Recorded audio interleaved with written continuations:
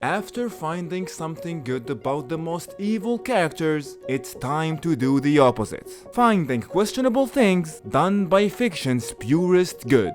And since a lot of you skipped the rules last time, this time I'll just throw them on the screen. Pause the video if you want to read them. It's mostly the same rules as before, just reversed and a bit more loosely applied. So without taking any longer, let's start with our first character.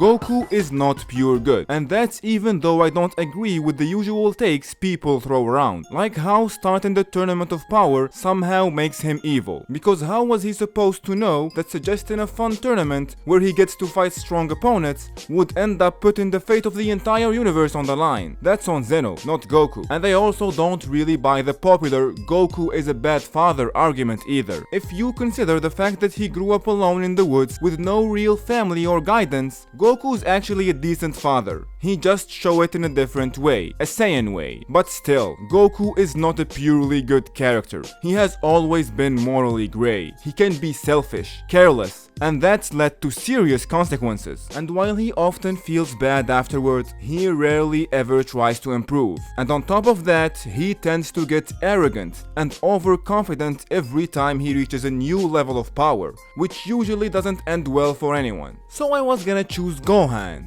Gohan has always had better morals than his father. And like Goku, everything Gohan does is to protect the people he loves. He's been that way since he was a kid. He hates fighting, but he still shows up when he's needed. Not because he enjoys it, but because it's the right thing to do. But then I realized it doesn't matter. Whether it's Goku or Gohan, the evil action I managed to find applies to both of them. In fact, it applies to every Z fighter.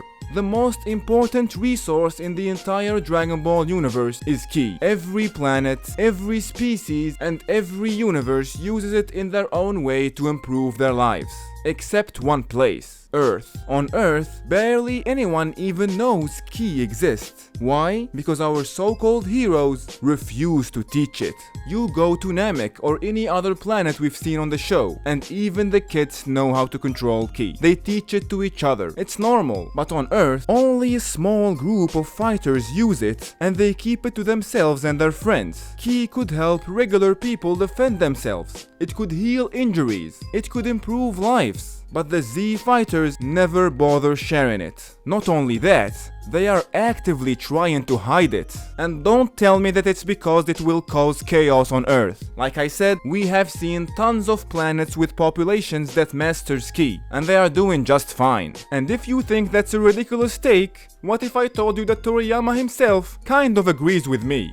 See, the first real sequel to Dragon Ball written by Akira Toriyama isn't Super. It's actually Dragon Ball Online, an MMO released only in Korea. That game was the first thing Toriyama wrote about what happens after the end of Dragon Ball Z. And in that world, Earth looks very different. Why? Because Trunks, Goten, and Pan finally opened martial arts schools, open to everyone. Anyone who wanted to learn Ki could. And now, a huge part of Earth's population is able to use it. That's something Goku, Gohan, and the older generation could have done a long time ago. They had the time, they had the resources, but they chose not to. And for me, that counts as evil.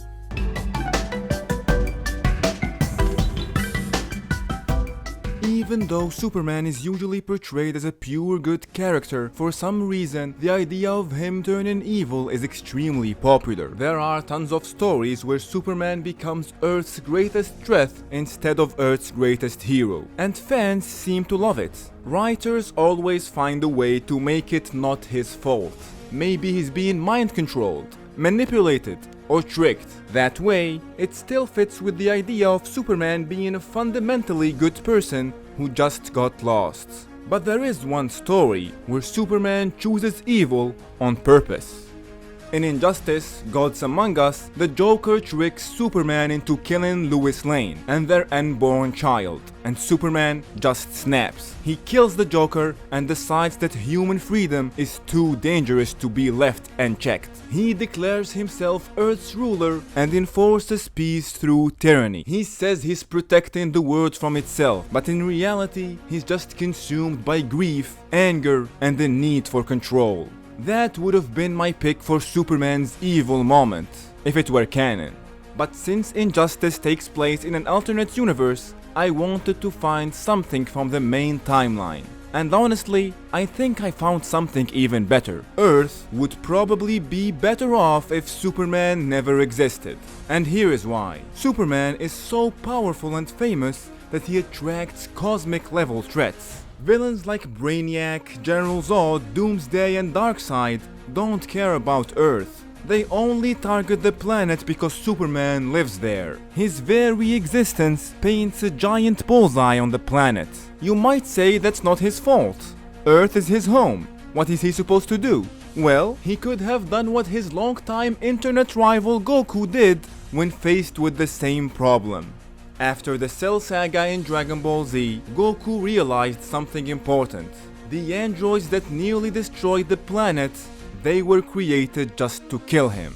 His very presence was putting the Earth in danger. So what did he do? He left. He sacrificed himself and stayed dead, because he genuinely believed that the world would be safer without him in it. Now compare that to Superman. He brought way more danger to Earth than Goku ever did, and he knows this. But he never considers leaving. He stays, because deep down, he can't let go of being Earth's savior.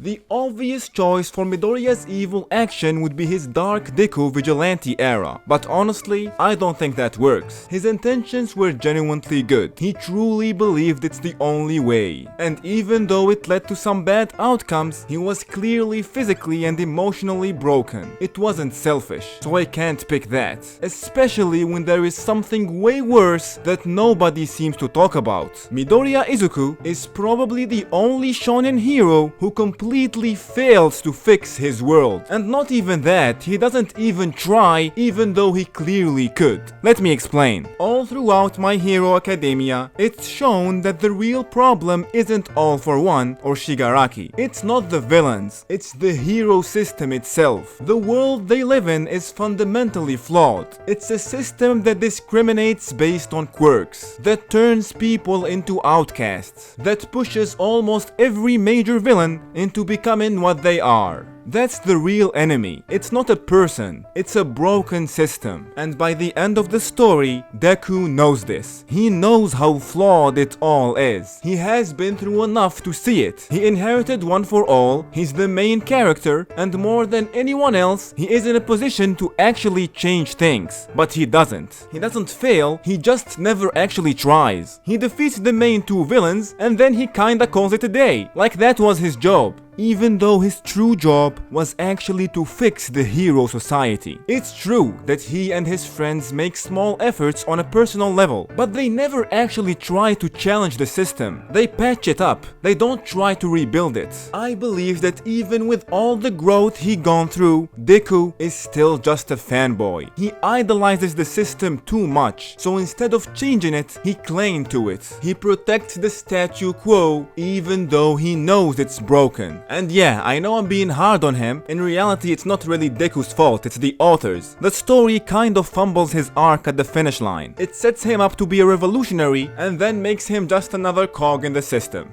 But still, in the story, Deku had the power to change the world, and he chose not to. And for me, that's his evil deed.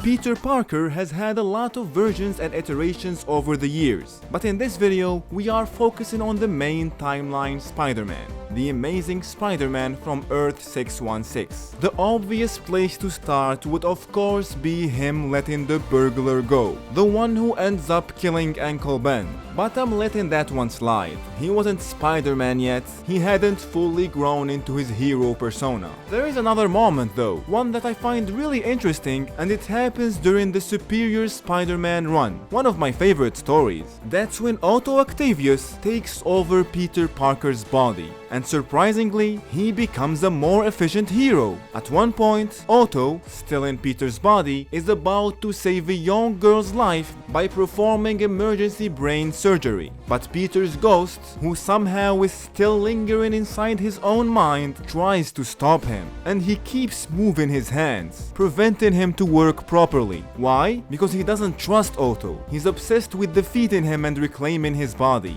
This would lead to a psychic fight inside Peter's own brain, and Otto wins by showing Peter that he was actually doing the evil thing. Peter was willing to let a little girl die just so he could prove he was the better Spider-Man. Another potential moment happens during the Maximum Carnage storyline. Carnage is on a killing spree across New York, and Venom proposes teaming up and using lethal force to stop him, but Peter refuses. He's so committed to his moral code that he lets the murders continue rather than cross that line. And while some fans see this as a heroic restraint, others, like Venom, see it as choosing ideals over lives. Dozens die because Peter refuses to get his hands dirty. But the evil action I am going to pick is definitely One More Day. That's the famous story where Peter makes a deal with Mephisto, the literal devil of the Marvel Universe, to save Aunt May's life. And in return, he sacrifices his entire marriage with MJ, like completely wipes it out from existence. And I don't care what anyone says, making a deal with the devil to mess with the natural order of things for selfish reasons is evil. And to me, that choice wasn't only evil in the story. In a meta way, that choice was evil to the readers. It ruined Spider-Man comics for so many people. So yeah, that's my pick.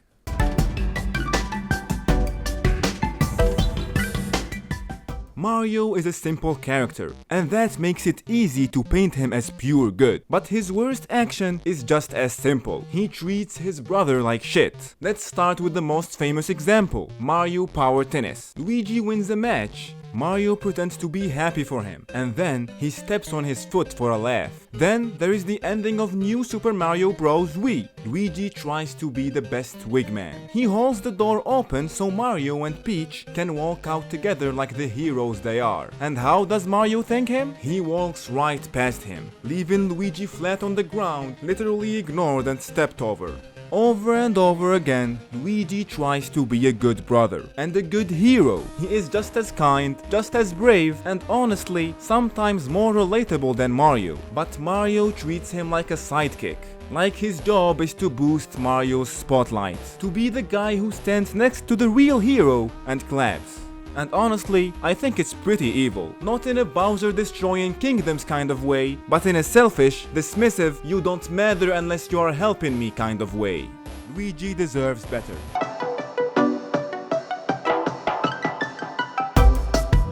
If you had to pick the purest character in Star Wars, most people would say Yoda. He's calm, peaceful, and always preaching about balance and the light side. In a galaxy full of conflicted, broken heroes, Yoda seems like the one truly incorruptible figure. But even Yoda has done things that are hard to defend. First off, Yoda wasn't naive. He knew the Jedi Order was failing. He saw the hypocrisy, the arrogance, the way the Council had turned into political enforcers instead of spiritual guides. And what did he do? Nothing. He stayed silent. He let it rot from the inside. And when Palpatine tricked the galaxy into giving him emergency power, Yoda didn't resist. He led the charge into a full-scale war. He helped turn the Jedi into soldiers. He helped turn the Clone Wars into a Jedi-led military campaign. This decision didn't only cost lives, it helped build the Empire. And when the Jedi Temple fell, when his leadership failed and everything collapsed, what was Yoda's next move? Run. He dipped and waited that Luke Skywalker might one day come along and clean up his mess. Another evil thing that this guy from the community pointed out is that Yoda seems to be consumed by the Jedi ideology to a point where he lost touch with basic empathy, and nowhere is that more clear than how he treated Anakin. In The Phantom Menace, when a scared little boy says he misses his mom, Yoda's response is not compassion, it's cold Jedi logic. Fear of loss is a path to the dark side. Come on bro, he's just a little kid. Then, in Revenge of the Sith, when Anakin is panicking about losing Padme, Yoda doesn't try to help, he just drops another Jedi fortune cookie. Train yourself to let go of everything you fear to lose. That's not wisdom, that's emotional abandonment. And then Yoda wonders why Anakin turned to the only person who actually listened to him, Palpatine.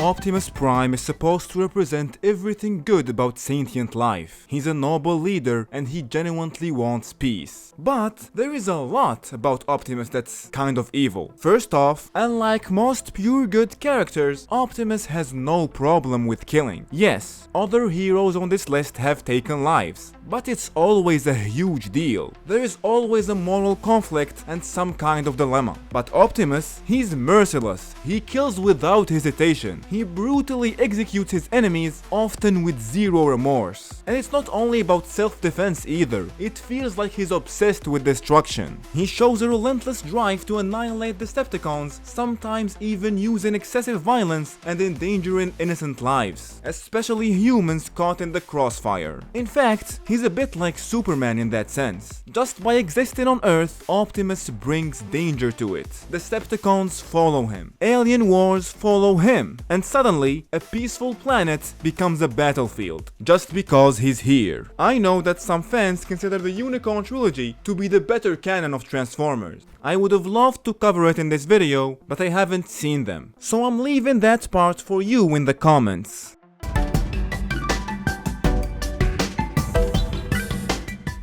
I really wanted to include a One Piece character in this video, but most of the One Piece characters, even the good ones, are morally complex, and aside from a few background characters that we don't know much about, there aren't any characters I would call pure good. I tried checking the wiki, and apparently Shanks is classified as a pure good character, which I'm not sure I agree with. We still don't know what his true intentions are. The latest manga event kinda hint that he might turn out to be a pure good, but even with that, he's done stuff that doesn't sit right with me. Like how he handled the Bartolomeo situation. Yeah, I agree that Bartolomeo needed to be punished. What he did could have brought danger to Shanks' crew and the islands he protects, but still, giving him a poison test, telling him he passed, and then blowing him up when his back is turned?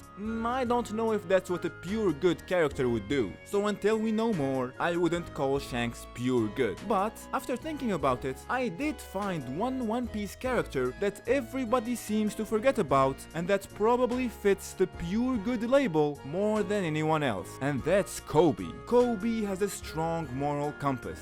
He believes in real justice and is even willing to go against his own superiors if it meant doing the right thing. He is part of a corrupt system, but unlike most, he's actively trying to change it. He's actually so good, I couldn't find anything truly bad he's done. So, if you can think of something evil Kobe did, let me know about it in the comments. And Kobe wasn't the only character I couldn't find anything evil about. So just like last time, here is a little list of characters that I want you to help me find something evil about them in the comments.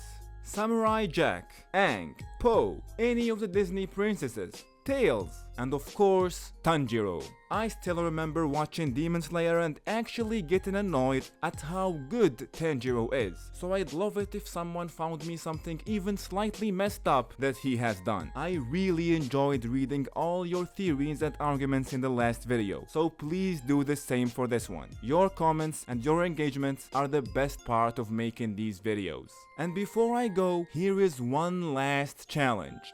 This is the thumbnail of my next video. I challenge you to try to guess the title of the video just based on this thumbnail. I will be really surprised if anyone actually gets it right. And of course, if you wanna find out what the video is about, don't forget to subscribe.